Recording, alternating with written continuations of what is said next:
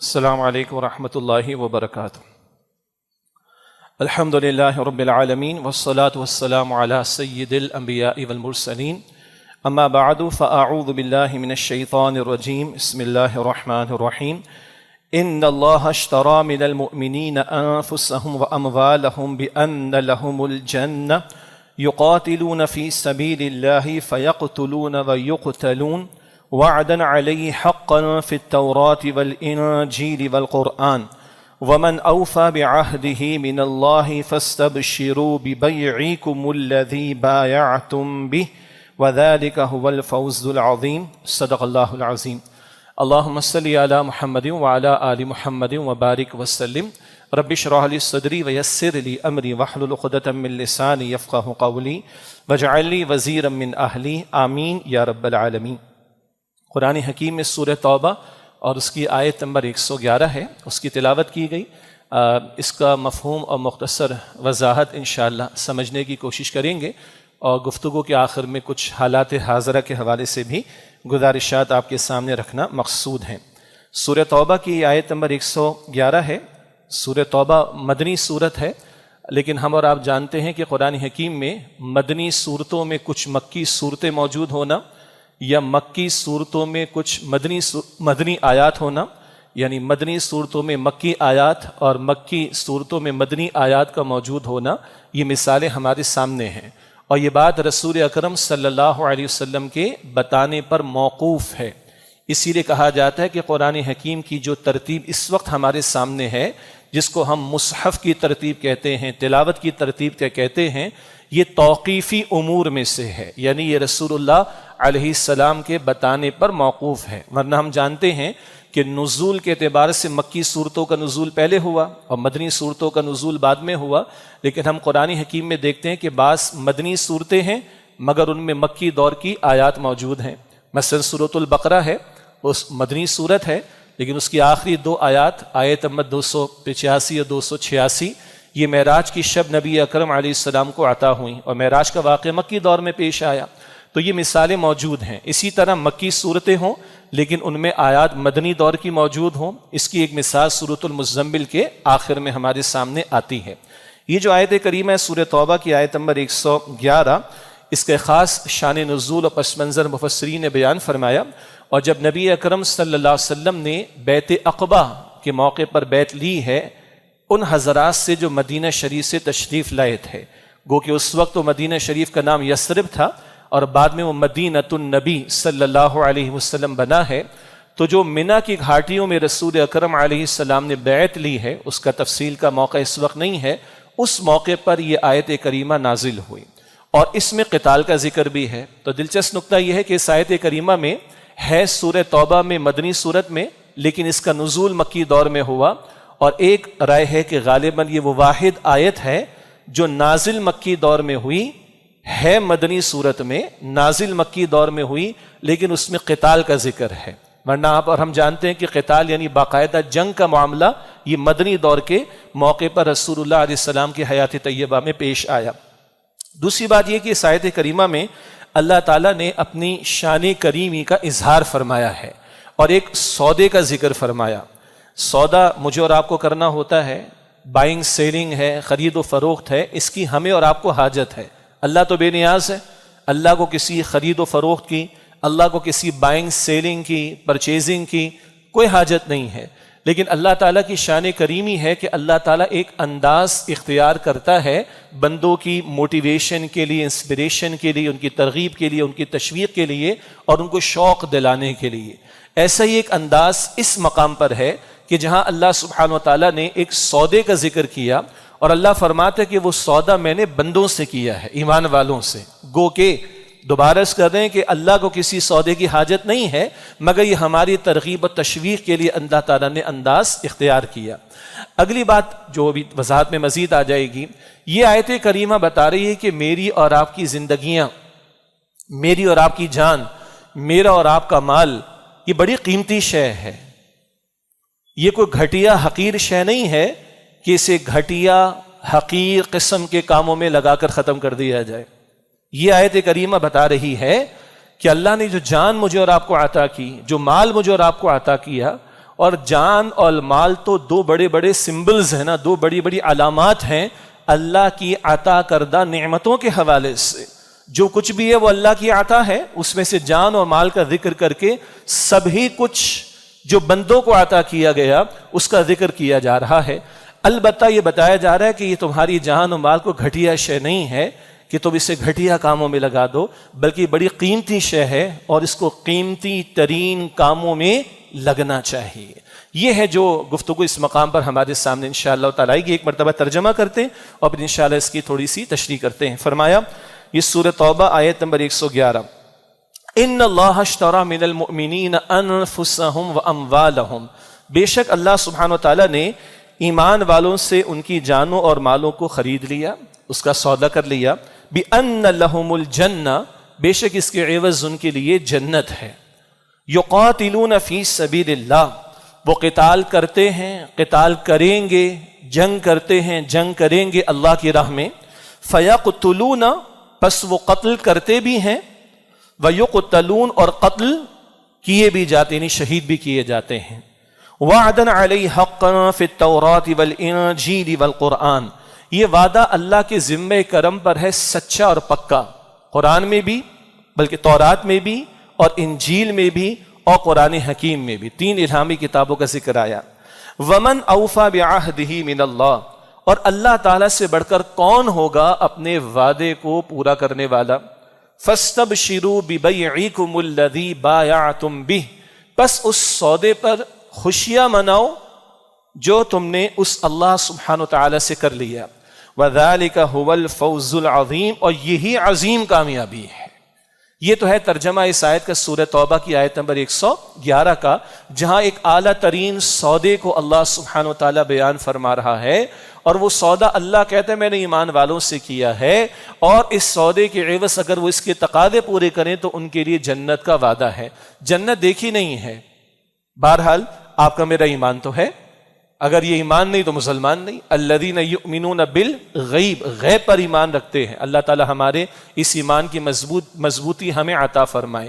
لیکن بہرحال کہیں کوئی شک کوئی شبہ دیکھا نہیں ہے نا، نقد تو ہے نہیں، ادھار کا معاملہ پتہ نہیں ہوگا کہ نہیں ہوگا، تو اللہ نے تاکید در تاکید کا اسلوب اختیار کیا بندوں کو یقین دلانے کے لیے۔ اللہ تعالیٰ ویسے کوئی بات قرآن حکیم میں بیان فرما دے بڑی بات ہے، مگر وہ تاکید در تاکید کا اسلوب اختیار فرمائے تو اس میں ایمفیسس اور توجہ کا معاملہ، زور دینے کا معاملہ اور بڑھ جاتا ہے۔ تو آج ایک سودے کا ذکر ہو رہا ہے جو مجھ سے اور آپ سے رب نے کیا ہے۔ پھر عرض کر رہا ہوں کہ رب کو سودے کی حاجت نہیں، یہ انداز اس کی شان کریمی کے اظہار کا ہے بندوں کی تشویق اور شوق دلانے کے اعتبار سے۔ فرمایا جا رہا ہے کہ بے شک اللہ تعالیٰ نے ایمان والوں سے ان کی جانوں اور مالوں کا سودا کر لیا۔ اول تو اللہ کی شان کریمی دیکھیں، جو جان میرے اور آپ کے پاس ہے اس کا مالک کون ہے؟ اللہ۔ جو مال میرے اور آپ کے پاس اس کا مالک کون ہے؟ اللہ۔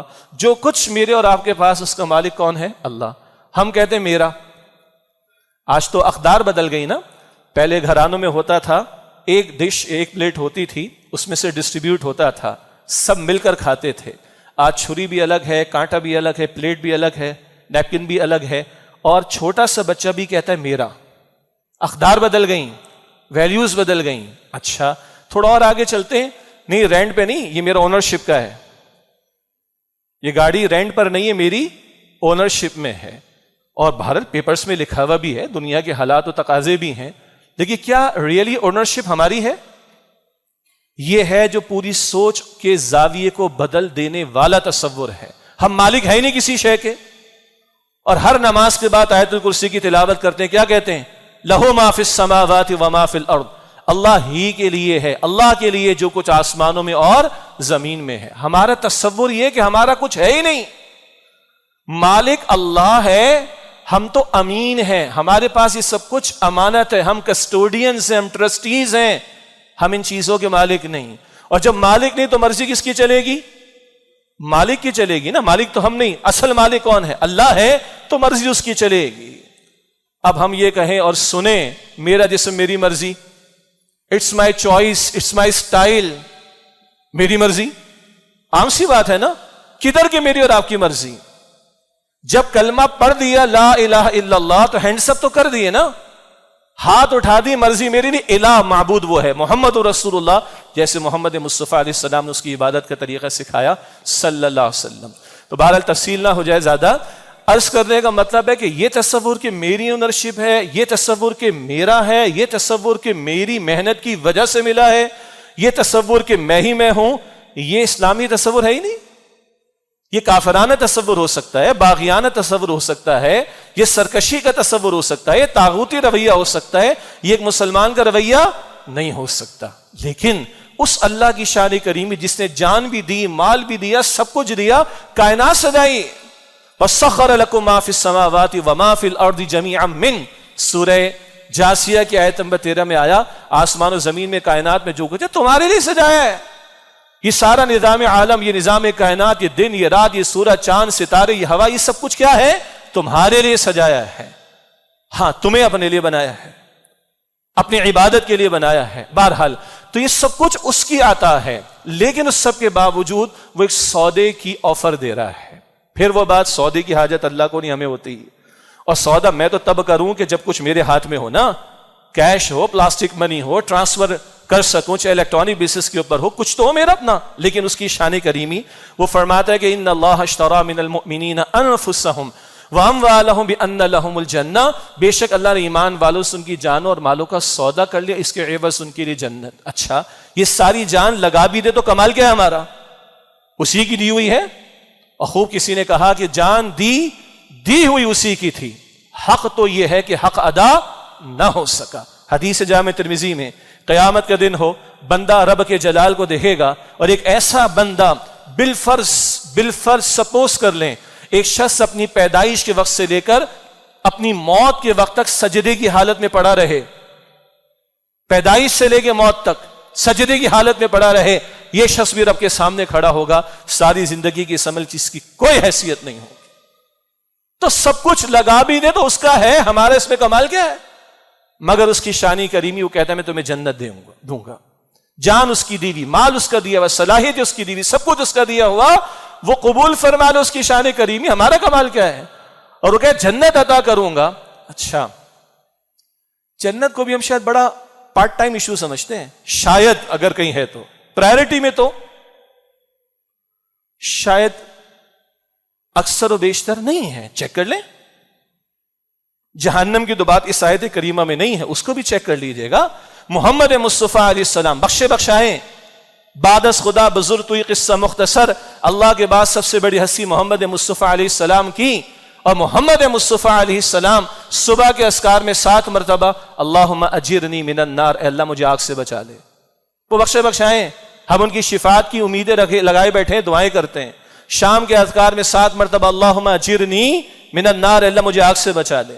اور انہوں نے جنت کا سوال کر کے بھی دکھایا، قیام اللیل رات کے اذکار میں والجنت حق والنار حق، اللہ کے رسول فرماتے اللہ جنت برحق ہے، اللہ جہنم بھی برحق ہے۔ انبیاء اور رسول نے جنت مانگنا سکھایا۔ ہم تو یہ چیک کر لیں کہ پچھلے 24 گھنٹے میں اللہ تعالیٰ سے شعوری طور پر، کانشیس لیول پر جنت کا سوال میں نے اور آپ نے کتنی مرتبہ کی ہے؟ ٹھیک ہے، واٹس ایپ پر اپنے پیاروں اور غیر پیاروں، جان پہچان والوں اور نہ جاننے والوں کو کتنا چیک کر رہے ہیں؟ سیاسی معاملات کی اپڈیٹس کے بارے میں کتنے فکر مند؟ ایک حد تک بات ٹھیک ہے، کوئی حرج نہیں، لیکن جنت جو سب سے بڑا مسئلہ اس کے بارے میں کتنے فکر مند ہیں؟ اللہ کے نزدیک کامیابی کیا ہے؟ سورہ آل عمران کی آیت نمبر 185، فمن زحزح عن النار وادخل الجنت فقد فاز، جو جہنم سے بچایا گیا اور جنت میں داخل کیا گیا وہ یقیناً کامیاب ہو۔ وما الحیات الدنیا الا متاع الغرور، اور یہ دنیا کی زندگی دھوکے و فریب اور ڈسیپشن کے سامان کے سوا کچھ بھی نہیں ہے۔ اللہ یقین عطا فرما دے۔ بہرحال اللہ نے جنت کا ذکر فرمایا۔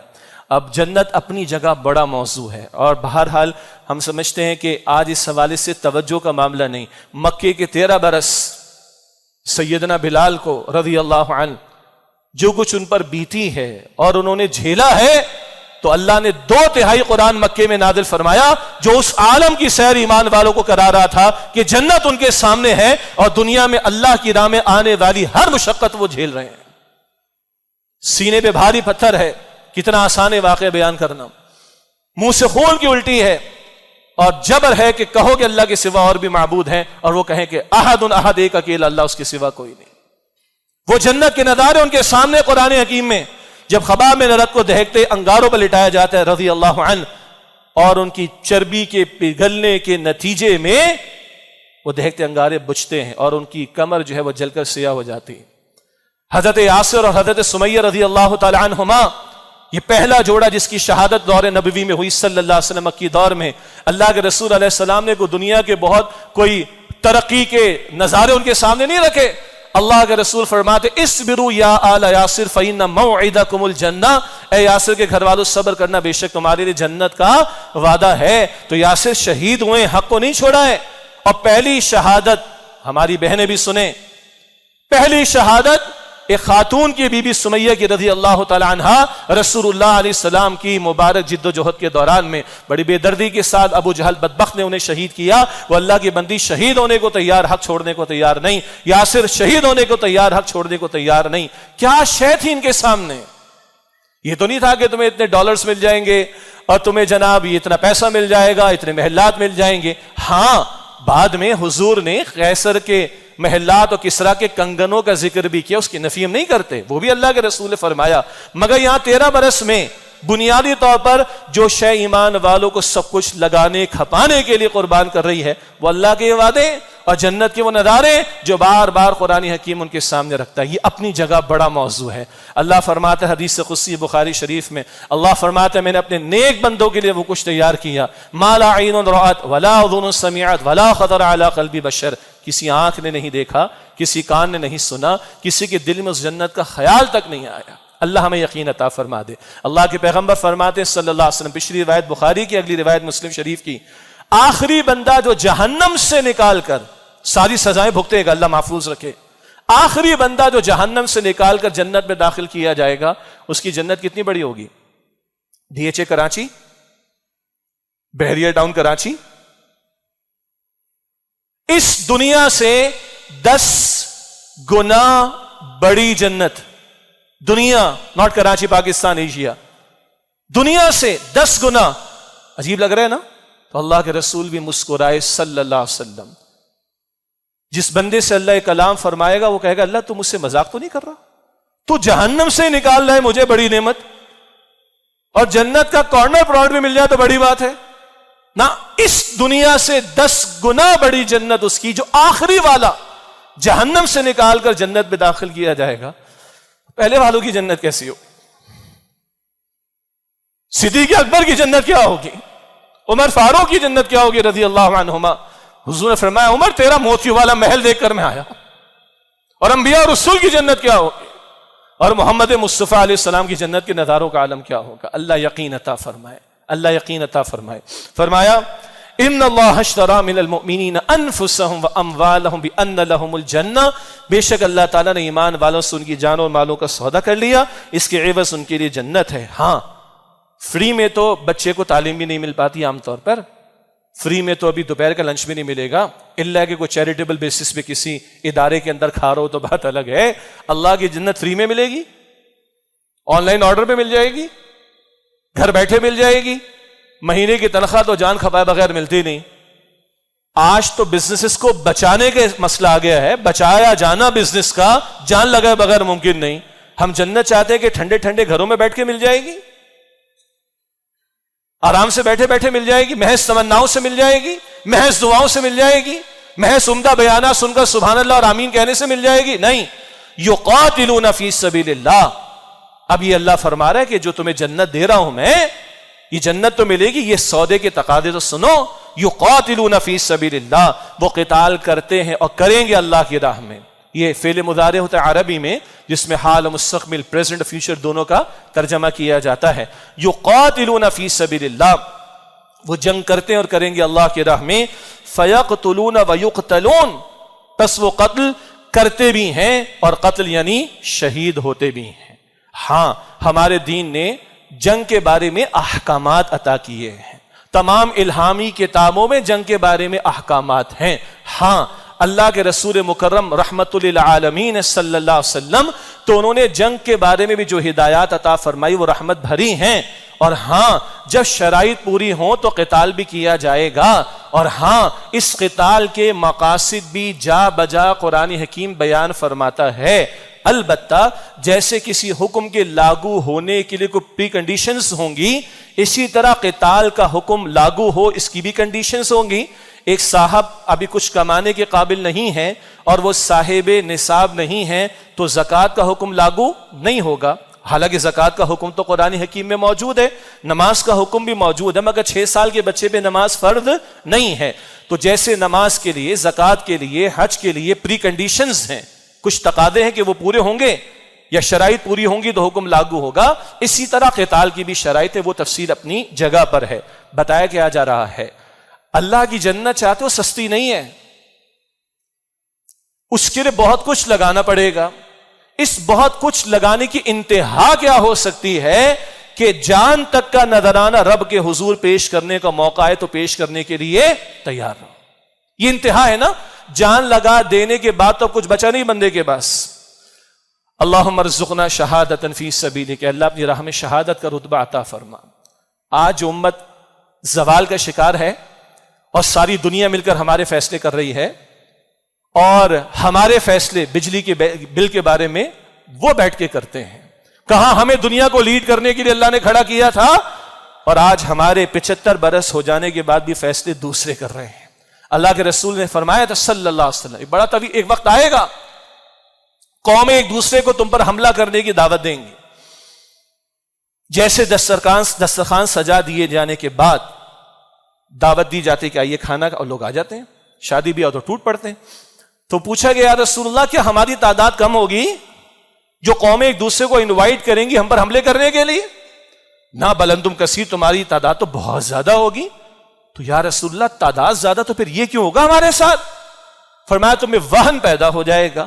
یا رسول اللہ یہ وہن کیا ہوتا ہے؟ ابو داؤد شریف کی روایت ہے یہ۔ فرمایا حب الدنیا و کراہیت الموت، دنیا کی محبت اور موت سے نفرت۔ آج الا ماشاء اللہ، یہ تو مسجد ہے، جمعے کا خطاب ہے تو ایک اچھا ماحول ہے، بات سن لیتے ہیں لوگ۔ عام حالات کے اندر موت کی بات، بھائی ذرا اچھی بات زبان پر لے کر آئی، کیوں یہ کوئی کڑوی بات آ گئی کیا آپ کو مجھے موت نہیں آنی ہے کیا؟ سننے کو تیار نہیں، اور ہم لوگ مرنے کو تیار ہیں۔ رائٹ ناؤ میرے سامنے گھڑی میں 1:35 ہو رہے ہیں، میں اپنے آپ سے پوچھوں، آپ اپنے آپ سے پوچھیں، ابھی اسرائیل آ جائیں لینے کو، جانے کو تیار ہیں ہم؟ ہو سکتا ہے ہم کہتے ہیں ہاں جمعے کا خطاب ہے، مسجد ہے، بہترین، yes we are ready. Are we ready? ہمارے معاملات سیٹل ہیں اللہ کے ساتھ، بندوں کے ساتھ، مالی معاملات، حقوق العباد کے معاملات، اور یہ اللہ نے قرآن دیا ہے مجھے اور آپ کو اپنی سب سے بڑی نعمت کے طور پر، اور محمد رسول اللہ کی ذات اقدس صلی اللہ علیہ وسلم، ان کی تعلیمات کے حوالے سے معاملات سیٹ ہیں۔ اب میں اپنے آپ سے، آپ اپنے آپ سے پوچھیں، ہم لوگ 1:36 پہ مرنے کو تیار ہیں؟ یہ آج امت کا مسئلہ، دنیا کی محبت اور موت سے نفرت۔ جب یہ تم میں آئے گا یہ وہن ہے، اور قوم ایک دوسرے کو حملہ کرنے کی تم پر دعوت دیں گی۔ اور قرآن کریم کیا بتا رہا ہے؟ تمہیں جنت چاہیے تو تم تو جنگ کے لیے تیار ہوگے جب موقع آئے گا، جان دینے کے لیے تیار ہوگے جب موقع آئے گا، اور سامنے اللہ کا دشمن کھڑا ہوگا، دین کی راہ میں رکاوٹیں ڈالنے والا کھڑا ہوگا، بندوں پر ظلم کرنے والا کھڑا ہوگا، تو گردن بھی اڑائی جائے گی اس کی، اور تم بھی اللہ کی راہ میں اپنی گردن پیش کرنے کے لیے تیار رہو۔ یہ ہائیسٹ لیول پر تقاضا ہے۔ اس جنت کو چاہتے ہو جو رب نے وعدہ دیا، تو یہاں تک کے تقاضے آ سکتے ہیں۔ جب آخری تقاضا بیان کر دیا گیا تو اس سے نیچے کے تمام تقاضے یہاں پر آلریڈی انڈرسٹوڈ ہیں۔ کیا مطلب؟ باقی سارے تقاضے آ گئے۔ اب نماز کا تقاضا تو کھڑے ہو جاؤ، زکوٰۃ کا تقاضا تو ادا کرو، روزے کا تقاضا تو ادا کرو، حرام سے بچنے کا تقاضا حرام چھوڑو، سود سے بچنے کا تقاضا سود کو چھوڑو، حلال کمانے کا تقاضا تو حلال پہ اکتفا کرو، حرام کی طرف نہ جاؤ۔ اسی طرح اور دین کے تقاضے، دعوت دین کا تقاضا تو ختم نبوت کا عقیدہ رکھتے ہو، ختم نبوت کے بعد تمہاری ہماری ذمہ داری اللہ کے بندوں تک اللہ کے دین کو پیغام اس کا پہنچانے کی، اس کے لیے کھڑا ہونا یہ بھی تقاضا، اور اقامت دین کے لیے اللہ کے دین کو قائم کرنے کے لیے جد و جہد کرنا یہ بھی تقاضا شامل۔ تو جب بالکل آخری حد والے تقاضے بیان کر دیے گئے، قتال تک کا معاملہ پیش آ سکتا ہے، تو اس سے کم فرائض واجبات ہو، حرام سے بچنے کی بات ہو، دعوت دین کا تقاضا ہو، اقامت دین کی جد و جہد ہو، اللہ کے کلمے کی سربلندی کے لیے جان، مال، وقت، صلاحیت، اولاد سب کچھ کھپانے کا تقاضا ہو، یہ سب لگانے کے لیے کھڑے ہو جاؤ۔ اور وہ جو میں نے دعا کی تھی، اللہم ارزقنا شہادۃ فی سبیلک، کہ اللہ اپنی راہ میں شہادت کا رتبہ عطا فرما۔ اللہ کے پیغمبر نے فرمایا صلی اللہ علیہ وسلم، مسلم شریف کی روایت ہے، جس کے دل میں تمنا بھی نہیں، بلکہ اس سے قبل یہ کہ جس نے کبھی کسی غزوہ میں نہ تو شرکت کی، نہ اس کے دل میں تمنا تھی کہ میں راہ خدا میں شہید ہو جاؤں، اس حال میں ہی موت آ گئی اس کو، تو یہ نفاق کی ایک شاخ پر دنیا سے جا رہا ہے، نفاق کی ایک شکل پر دنیا سے جا رہا ہے۔ اگر شہادت کی تمنا بھی نہیں اور جا رہے دنیا سے، نہ غزوہ میں شرکت کا موقع آیا، نہ اس نے تمنا رکھی کہ اللہ کی راہ میں شہید ہو، اور اس حال میں دنیا سے جا رہا ہے، تو نفاق کی شکل پر دنیا سے جا رہا ہے۔ اللہ اکبر، اللہ ہر حضور کی دعا سنیں صلی اللہ علیہ وسلم۔ ہم نفاق کو بڑا لائٹ لیتے ہیں، حضور نے دعا فرما کر امت کو تعلیم کی ہے، اللہم طہر قلبی من النفاق۔ سنن نسائی کی روایت ہے، اے اللہ میرے دل کو نفاق سے پاک کر دے۔ حضور یہ دعائیں کر رہے صلی اللہ علیہ وسلم، تو مجھے اور آپ کو امتیوں کو نفاق کے مرض کے بارے میں کتنا فکر مند ہونا چاہیے اندازہ کیا جا سکتا ہے۔ فرمایا اللہ اکبر، یقاتلون فی سبیل اللہ، وہ قتال کرتے ہیں اور کریں گے اللہ کی راہ میں، فیقتلون ویقتلون، پس قتل کرتے بھی اور قتل ہوتے بھی ہیں، یعنی شہید۔ وعدنا علیہ حقا فی التوراۃ والانجیل والقرآن، یہ وعدہ اللہ کے ذمہ کرم پر ہے پکا، تورات میں بھی اور انجیل میں بھی اور قرآن حکیم میں بھی۔ یہ وہ بات آ رہی ہے، جنت دیکھی نہیں ہے نا، اللہ تاکید کا اسلوب، ایمفیسس کا انداز اختیار کر رہا ہے۔ ارے یہ وعدے اللہ نے تورات میں بھی دیے، آج بھی جو ایکسوڈس کی کتاب ہے، کتاب خروج، اس میں بھی باتیں، یہ ہمارا میدان نہیں، ہمارے مفسرین نے جو نقل کیا وہ آپ سے میں شیئر کر رہا ہوں کہ بک آف ایکسوڈس، یہ کتاب خروج میں بھی بات موجود ہے، اپنی جان سے بڑھ کر اپنے رب سے محبت کرو اور اپنی جان کو اپنے رب کی خاطر لگانے کے لیے تیار ہو جاؤ۔ اسی طرح جو نیو ٹیسٹمنٹ ہے، انجیل جسے عام طور پر ہم کہتے ہیں، اس میں جو بک آف میتھیو ہے، یہ بھی عجیب بات ہے، بک آف میتھیو ہے بک آف اللہ نہیں ہے وہ، استغفر اللہ، یعنی وہ تو تبدیلیاں ہو گئی ہیں۔ بہرحال مارک ہے، لیوک ہے اور میتھیو ہے۔ بہرحال تو جو متی کی انجیل، اس میں لکھا ہے جو اپنے گھر بار کو رب کی خاطر چھوڑے گا، اللہ ہمیشہ کی زندگی عطا فرمائے گا اس کو۔ اور یہ ہمیشہ کی زندگی والی بات اگر انجیل میں ہے تو قرآن حکیم کے الفاظ بھی آپ کے ذہن میں آگے ہوں گے۔ سورۃ البقرہ کی آیت نمبر 154 میں وَلَا تَقُولُوا لِمَن يُقْتَلُ فِي سَبِيلِ اللَّهِ أَمْوَاتٌ، اور جو لوگ اللہ کی راہ میں قتل یعنی شہید کر دیے جائیں انہیں مردہ مت کہو، بل احیاء، بلکہ وہ زندہ ہیں، وَلَٰكِن لَا تَشْعُرُونَ، مگر تمہیں ان کی زندگی کا شعور نہیں۔ تو یہ وعدے تورات میں بھی، انجیل میں بھی، قرآن حکیم میں بھی، اور مزید تاکید اگلے الفاظ میں فرمایا وَمَنْ أَوْفَى بِعَهْدِهِ مِنَ اللَّهِ، اور اللہ سے بڑھ کر کون ہوگا اپنے وعدے کو پورا کرنے والا؟ اللہ تو سچا ہے، 2 مرتبہ قرآن پاک میں آیا، سورہ نساء کی آیت نمبر 87 میں، سورہ نساء کی آیت نمبر 122 میں، وَمَنْ أَصْدَقُ مِنَ اللَّهِ قِيلًا وَمَنْ أَصْدَقُ مِنَ اللَّهِ حَدِيثًا، اللہ سے بڑھ کر کس کا قول سچا ہوگا؟ اللہ سے بڑھ کر کس کی بات سچی ہوگی؟ اللہ کے کلام سے بڑھ کر سچا کلام کس کا ہوگا؟ مگر اللہ تاکید در تاکید کا اسلوب اختیار فرما رہا ہے، اور مزید تاکید آئی وَعْدًا عَلَيْهِ حَقًّا وَمَنْ أَوْفَى بِعَهْدِهِ مِنَ اللَّهِ، اور اللہ سے بڑھ کر کون ہوگا اپنے وعدے کو پورا کرنے والا؟ بھئی اللہ کے وعدوں میں کوئی شک ہے؟ نہیں۔ باقی جو کچھ ہمارے سامنے ہے نا، اس میں امکانات ہوتے ہیں، شیورٹی نہیں ہوتی۔ مثلا منتھ اینڈ ہے، ابھی آج 29 تاریخ ہے نا، تو ابھی جولائی ختم ہو جائے گا 31 کو۔ مثلا کوئی 15-16 کو بیٹھا ہو، ہاں جی جولائی کا مہینہ ختم ہو گیا، اگست کا مہینہ ختم ہوگا، اور جناب میں بھی زندہ رہوں گا، میرا امپلائر بھی زندہ رہے گا، کمپنی بینکرپٹ نہیں ہوگی، ٹھیک، وہ جو اکنامکس میں کہتے ہیں other things would remain the same, سب کچھ ٹھیک رہے گا۔ تو ایک امکان ہے کہ میں زندہ بھی رہوں، میرا امپلائر بھی زندہ رہے، میری کمپنی بھی ٹھیک رہے، کمپنی کی دیوالیہ نہ ہو، کمپنی کے پاس پیسہ بھی موجود ہو، مہینہ پورا بھی ہو جائے اور مجھے تنخواہ مل جائے۔ امکانات ہے نا؟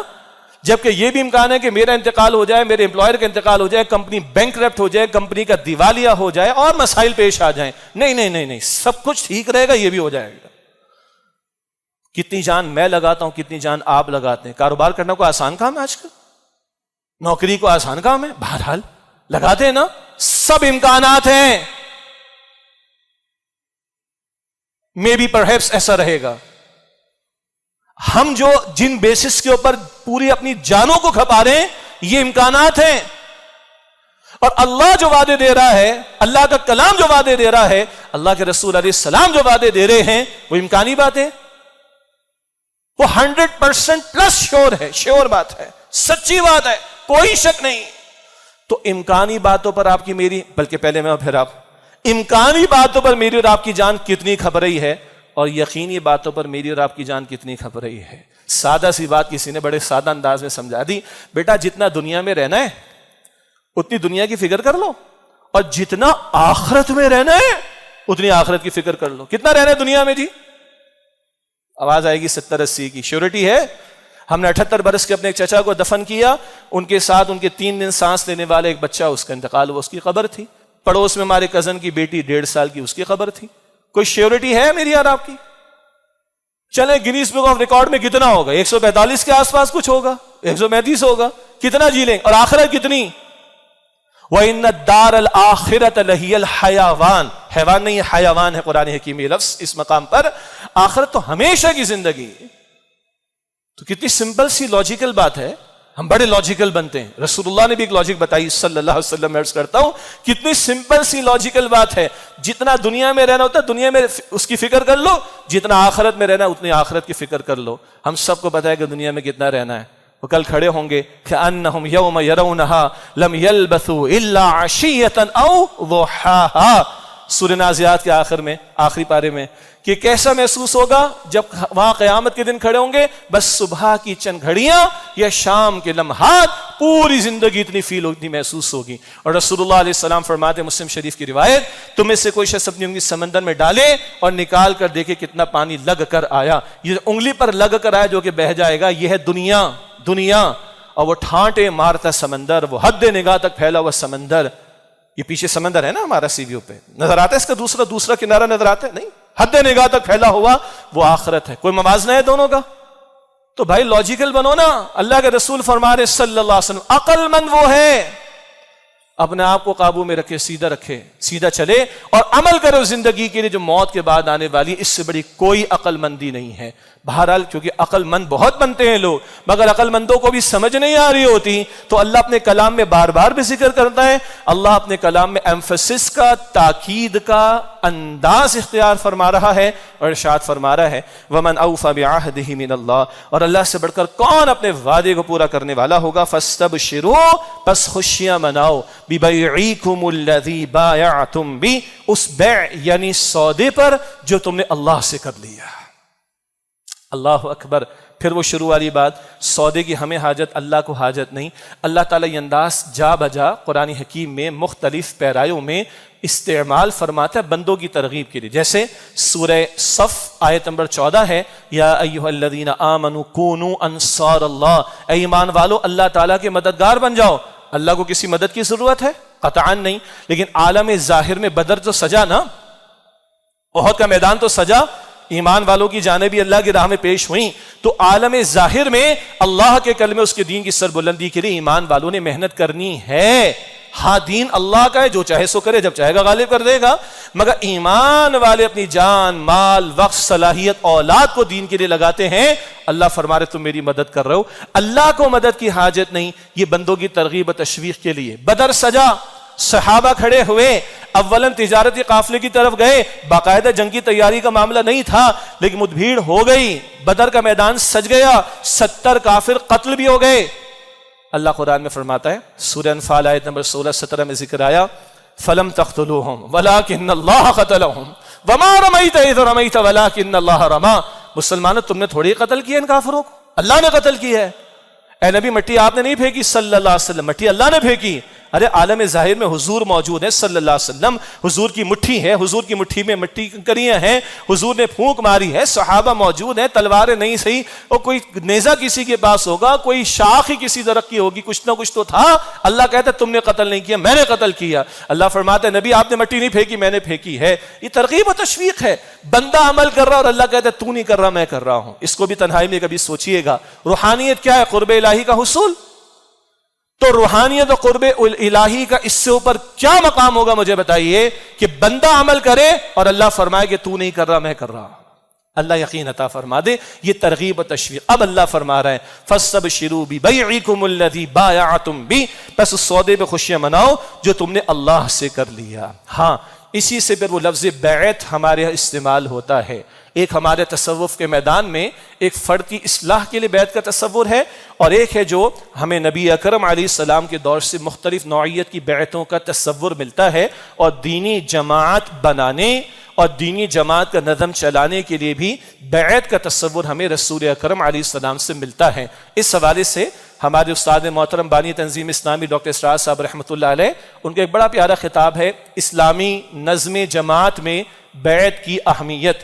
ویسے تو وہ یو ایس اے میں امریکہ میں ان کا خطاب تھا، اردو میں چھپا ہوا ہے الحمدللہ، وہاں بھی اس کی تفصیلات ملیں گی. اور الحمدللہ بانی تنظیم اسلامی ڈاکٹر اسرار صاحب رحمۃ اللہ علیہ نے اسی سنت رسول صلی اللہ علیہ وسلم کی پیروی کرتے ہوئے تنظیم اسلامی بیعت ہی کی بنیاد پر قائم فرمائی تھی. اور اللہ کا شکر ہے کہ آج بھی تنظیم بیعت ہی کی بنیاد پر قائم ہے.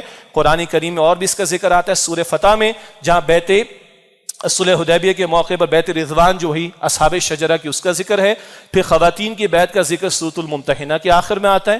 پھر احادیث میں، سیرت کی کتابوں میں اللہ کے رسول کے واقعات ہمیں ملیں گے، اور خلفائے راشدین کی بیعت کا تصور ملے گا. سو مسو کوئی تحریک کبھی برپا ہوتی، ابھی محرم الحرام کا مہینہ شروع ہوگا، ذکر بھی آئے گا.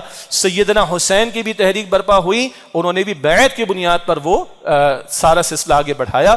اور الحمدللہ امت کی 14 صدیوں سے بیعت ہی کا تصور دینی اجتماعیت قائم کرنے، حتیٰ کہ خلافت کے انعقاد کے لیے بھی بیعت کا ہی تصور ہمیں ملتا ہے. اور تنظیم اسلامی بھی اسی بیعت کے تصور پر الحمدللہ کاربند ہے. آخر میں فرمایا وَذَلِكَ هُوَ الْفَوْزُ الْعَظِيمُ، اور یہی عظیم کامیابی ہے. ہم نے مرنے کے بعد بندوں کو جواب نہیں دینا ہے، ہم نے اپنے رب کو جواب دینا ہے. رب اس کو کامیابی کہتا ہے. باقی 2 فٹ نیچے 6 فٹ کا گڑھا بادشاہ کے محل سے جنازہ اٹھے گا یا غریب کی جھوپڑی سے جائے گا جب جہاں سے کچھ بھی نہ ساتھ ہوگا. 2 گز کفن کا کپڑا تیرا لباس ہوگا.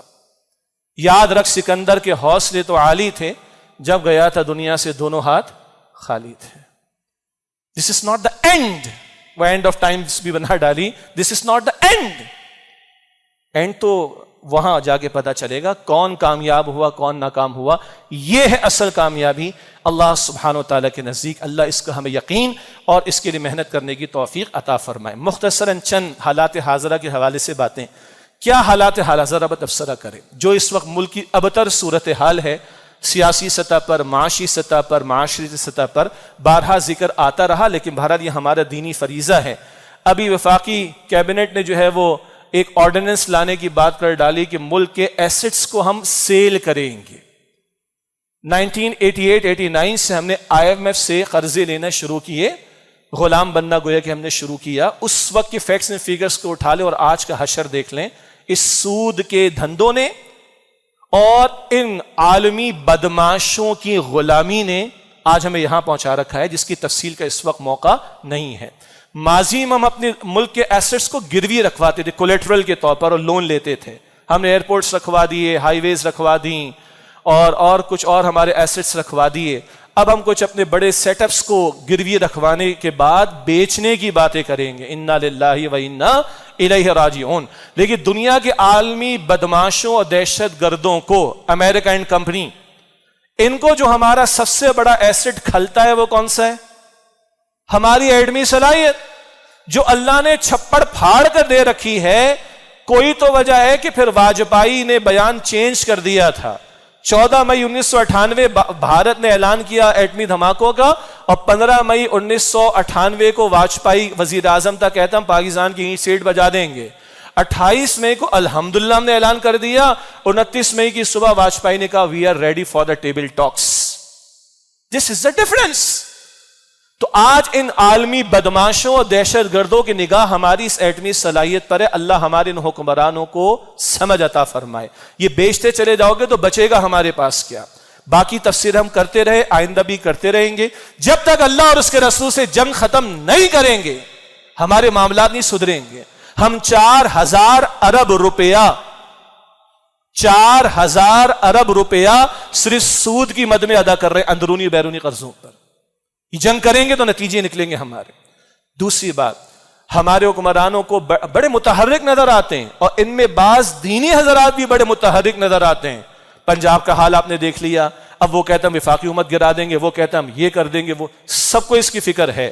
لیکن جو ابھی تباہی بلوچستان کے اندر آئی، 150 افراد کی ہلاکت کا معاملہ، کتنی بستیاں اس میں ڈوب گئی ہیں، نہ حکمرانوں کی طرف سے نہ اپوزیشن کی طرف سے کوئی شنید ہے کہ کوئی بات ان کے حوالے سے کی گئی ہو۔ یعنی اتنے ہم ہوس کے غلام ہیں اور کرسی اقتدار کے بھوکے ہیں اور اپنے ذاتی مفادات کے بھوکے ہیں، اتنی بڑی آفتیں آ رہی ہیں، ہم سیاسی معاملات کے جوڑ توڑ کے اندر تو بڑے متحرک نظر آ رہے ہیں، مگر ہم یہ عوام کے حوالے سے متحرک ہونے کو تیار نہیں۔